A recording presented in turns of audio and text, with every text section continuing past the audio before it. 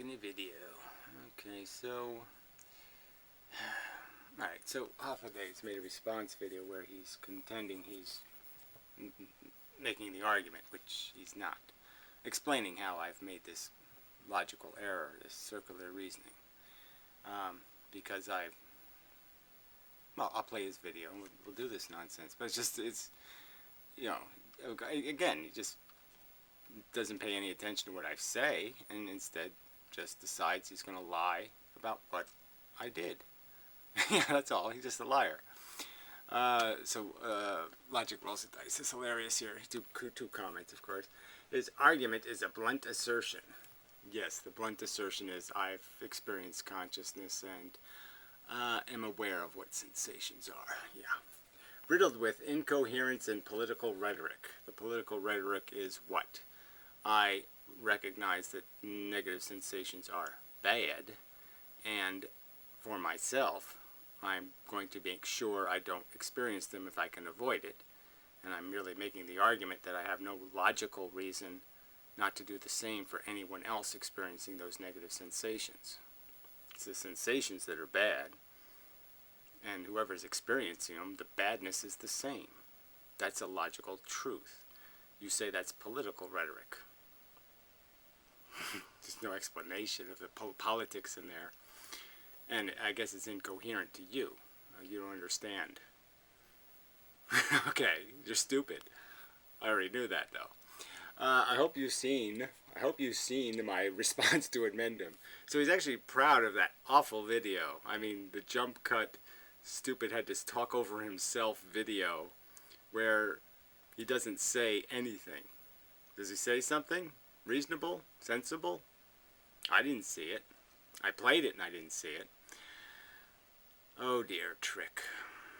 Yeah, well, this video might just go to hell right here. Yeah, so I'll play. I'm gonna read Trick's. I mean, Trick can go fuck himself as far as I'm concerned. I mean, this doesn't make any sense. Okay, he's basically saying, look, I don't have a logical defense for the argument I'm making, and you really don't. I mean, even Benatar is establishing the existence of this ought created by the fact of bad.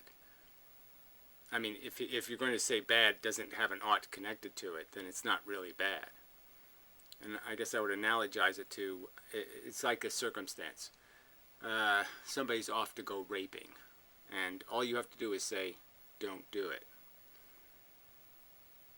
Now, if you don't say don't do it, you facilitated the rape, correct?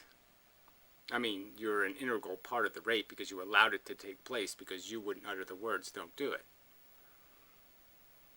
So, in my opinion, the negative establishes the ought because essentially you're responsible for the negative if you don't fix it. If you can fix it and you don't fix it, you're responsible for it. If it's drowning and all you have to do is throw it a lifesaver, you know, just flip it off the roll, and you don't do it, you facilitated the drowning. You made it happen because you didn't stop it. This is the truth. Now it's your negative. And there's no way you can just say, if I caused it to happen, I wouldn't be responsible for it. That you'd have to do some good to compensate for the bad you did. So my argument is, if you don't prevent a harm, if you don't do what you can to stop a harm, if what you can is a minor thing to do, then you have to do some good to compensate for that bad, or you are a bad person. Period. And that's where the logical imperative comes from. Being a bad person can't be described as an acceptable goal. Running a deficit in your life, creating more negative than positive, can't be described as an acceptable goal. Alright, badness is inferred. Oh, he's just so fucking irritating. Badness is inferred. No, it's not inferred. It happens when you have the experience. Again, Helen Keller didn't need the word bad. Helen Keller didn't need the word suffering. Helen Keller didn't need a fucking word. She knew what bad was. She knew what good was. She knew what comfortable was. She knew what uncomfortable was. She didn't need any fucking word. The fucking sensations say it. In any language, they say it. They say it in all languages. They say it in their very experience of it. Fucking idiot. And many others. E.g., if such experiences can infer, such as not bad or good, experimental payoff, it must be describing something other than suffering. Well, not bad and good really wouldn't be, they could describe something that's nothing. So again, you've put suffering in the same category as nothing again. Idiot.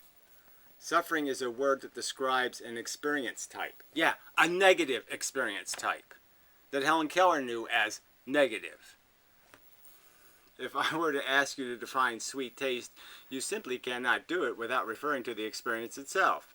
E.g., what one experiences when eating sugar, honey, etc. People understand the definition because it describes something they have a little familiarity with through intersubjectivity. They don't need intersubjectivity.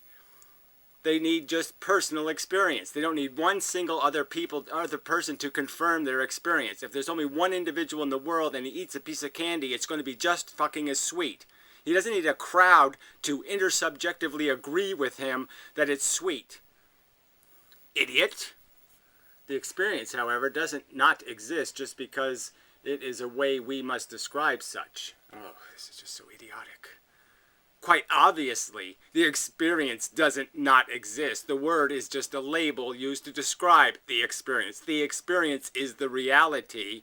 The word is just a fucking word used to describe the experience. Bad is a word used to describe bad sensations. Negative sensations. Sensations you do not want to re-experience. Just because, for example, we cannot describe sweet taste to someone who is born without taste buds doesn't mean the word sweet isn't a descriptive word that differentiates sour from some other type of taste. Well, again, it doesn't mean anything to somebody who doesn't have taste buds. So, frankly, the word does not mean anything to somebody without taste buds. Without a reference, they will have no meaning to the word. They can't know the word. Nobody can know bad unless they have felt and understand the feelings that are badness. Likewise, the badness of suffering is described through the very mechanism of our understanding of what kind of experience the word suffering refers to. The experience is the definition. The experience defines itself. Pain defines itself. It doesn't need us to label it. It doesn't need us to qualify it or analogize it or do any of that shit. It says it loud and fucking clear what it is. I'm bad. That's what it says when you experience it, no doubt about it. Your demand to define such outside of experience itself is no different than the demand that if I cannot define sweetness outside the experience. Well, of course, I've already made this argument, though, Trick, so why don't you just say, well, Inmendham's already informed you that he can't possibly explain in vocabulary a concept only people who are using the vocabulary have experienced. If you can't have sensations, nobody can explain a feeling to you because you have to actually feel one. You have to sample something like it. And there is nothing like it. That I cannot assert it as a descriptive ontological fact that people experience sweetness, that sweetness exists. That I cannot assert it is a descriptive ontological fact that people experience sweetness. I cannot define sweetness outside the experience. That I cannot assert, well, fuck that. Of course, that is too high of an unacceptable criteria when we are addressing experimental state descriptions. Experiential state descriptions. Of course, that is too high of an unacceptable criteria when we are addressing experiential state descriptions. Fuck. That being said, I agree with you that the ought cannot be derived without a contingent goal. There we go. Of badness reduction. Again, and where does the badness reduction goal come from? Idiot. I'm sorry. I mean, I'm just going to say idiot. If it isn't a basic function of the bad, negative number, where else are you going to derive it from? If it isn't on its face, like numbers, the value is on its face, the necessity to get rid of it is on its face, it will destroy the value of any good you have if you don't get rid of it. E.g., the goal to be an ethical agent. Again, it'd be nonsensical, incoherent to the math, to the very concept of the idea that you're saying, well, look, it's, you don't have to call something an economy for it to be an economy. The truth is, it just reeks of it. Your balance is either in the black or you're in the red. And it's just, that has to be accepted as an axiom.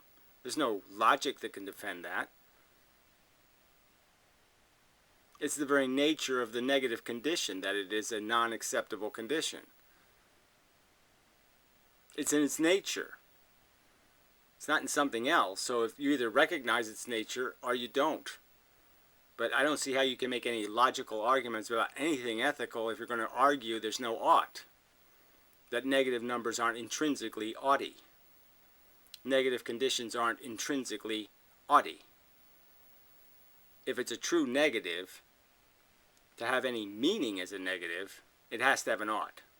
If it doesn't make an ought, it's not a negative. Idiot. Love the new look. Blah, blah, blah. I'm sorry. I mean, I'm just sick of the nihilist, and Trick's just another fucking verbose bullshitters. This is just bullshit. I don't know that bad. I can personally, like I said, if you're going to show me an individual who personally doesn't pay attention to how good or bad he feels, then go ahead and make your argument. But until you find that person, no one is an acceptable candidate for this I can't find the ought crap. Because they certainly can motherfucking find it when it's happening to them.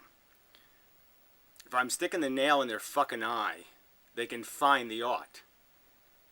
Now how come they can find it when I'm sticking it in their eye and they can't find it when I'm sticking it in somebody else's eye? That's my question, you fucking cunt.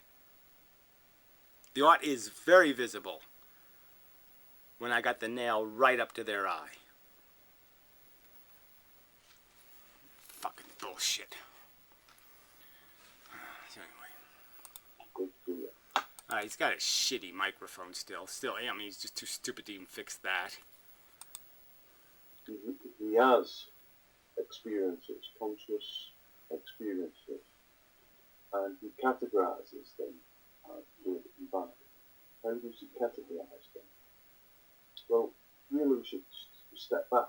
He arrives on Earth, he writes the dictionary, all he gets...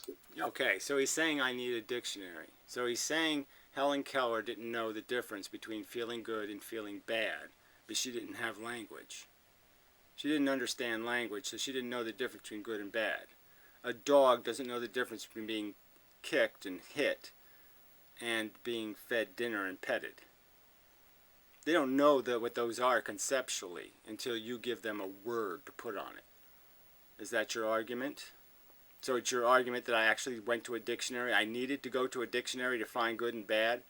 I didn't have them defined for me by experience itself. That's your argument? You're saying I'm lying? That I actually went to a dictionary to find out what good and bad meant? Well, I didn't. So you're making another false accusation, shithead. Shittier head. Hash mark head. Dictionary with the definition of good and bad. He has his feelings and he says, these are good and bad. Then he notices other people have feelings. And he says, how should I behave? And then That's not what I said. I didn't say, how shall I behave? I didn't make that argument at all. I just drew the simple conclusion that they're doing the same thing I'm doing, that they're having good and bad experiences. So again, you can't paraphrase honestly ever, because you can't make a fair argument, because you're not about justice, you're about injustice. You're the anti-justice league. he opens his dictionary again, and he says, oh, good and bad feelings in anybody. I know must be preserved, must be protected, must be minimized. So again, just a complete misparaphrase. I never said it must be minimized. I just said that if I'm going to minimize mine, if mine are important, theirs have to be important. Because the sensation itself is the same thing. There's no difference in the experience. The experience is bad. It doesn't matter where bad is happening. That was my simple logical contention. Why would I have no logical reason to think bad is really bad when it happens to me, and it's only pretending to be bad when it's happening to somebody else. That wouldn't be logical. I have no reason to think my bad, which I'm very, very conscious of and very, very aware of how much I don't want to experience bad. And I have no logical reason to think bad in somebody else is anything different than that. The bad. And if you say, how do you know that you have to check the good and the bad in this other sentient being? You can just see. So he's saying, how did I know that I have to check the good and the bad in the other sentient being? Again, I didn't make that argument yet. I merely made the argument that I know they're equal. It's the same experience. It's bad in and of itself, intrinsically. The experience itself is the bad thing. So I don't win if I leave it in them. If bad is bad when it happens to me, bad is bad when it's happening to them. It's the same bad. And it logically earns the same treatment. The dictionary. I wrote the dictionary. Or maybe I did. Okay, so this is his counter argument. This is how he's demonstrating how what I described as my deduction is circular and illogical, is by changing what I claim to be my way of arriving to these conclusions. So he's saying I'm lying and that I looked in a dictionary. But either way, I know I'm right because it says I'm right. That I wrote a dictionary, so he's not even saying I read the dictionary, he's saying I wrote a dictionary, and then in the dictionary I said, yeah, I say I'm right. No, what I say is you haven't made a counter argument. What I'm saying is it's perfectly logical for me to deduce what I have deduced. I've experienced sensations, I've labeled them what they are, which is decidedly negative and positive. And I understand through my own behavioral reaction that I will not pay certain amounts of negative for positive experiences, that the two balance each other in a sense. They are a reciprocal of each other. The bad will consume the value of good. If too much bad comes with something, I won't have the something. That's what I've observed. So you could add that qualifier. But that's it. I've made no statement about any oughts with other people. I've merely said that there's nothing in my experience or in my logic or in my understanding that gives me any reason to think my experiences of good and bad are any different than anybody else's experience of good and bad. It is dawning then, I'm sure. I've been studying the videos today and I can see the significance of the definitions. He says he's trying to find more agreeable words. No, yeah, I've said I've tried, and you won't accept any word that creates a real negative, and that's just a fact. You just won't allow there to be a negative in the universe. Okay, I can't do anything for you. I can't do anything with that limitation. I'm saying there are real negatives, like negative numbers. It's a negative circumstance. It's a negative condition, and it exists as a reality. It's a fact of life in this universe, and the negative either has to be destroyed, or you have to have a compensating good, or you're running a deficit that can't be acceptable. Period. So, fuck you. This was lame as fuck as usual. Time-wasting bastards. I really hate all these people. Alright, I don't know, maybe I'll do a separate video for Piro. Because Piro's done a little stupid video on bad science. He really just doesn't pay any attention to anything. He mentions Bill Grady and his rope theory, and he's entertained by that. He thinks it's funny because he's not hostile to institutional science, and it's because Piro obviously hasn't watched any of the guy's videos. The guy calls Einstein Frankenstein, okay, and actually has an image of Einstein, you know, with things in his neck and a flat head and all that shit. The guy has contempt for all of established science, physics. I mean, Piro just doesn't pay any attention to the videos he critiques or the people. Or he's just so casual and lazy and sloppy. Ugh, it's just pathetic. So anyway, next video, I'll do another video on that. I'll do a separate video on that one. I haven't gotten this far. I just don't know whether I want to play it first or... I mean, there's really no point in not playing it first. But I mean, he's just such a liar. It starts off with some lying premise where I somehow speculate that something moves twice the speed of light, which I've never said. I'm a believer in the constant of the speed of light. You're the phantasmagorical who thinks there's such things as wormholes and quantum leaping to the answer to questions. Fuck you.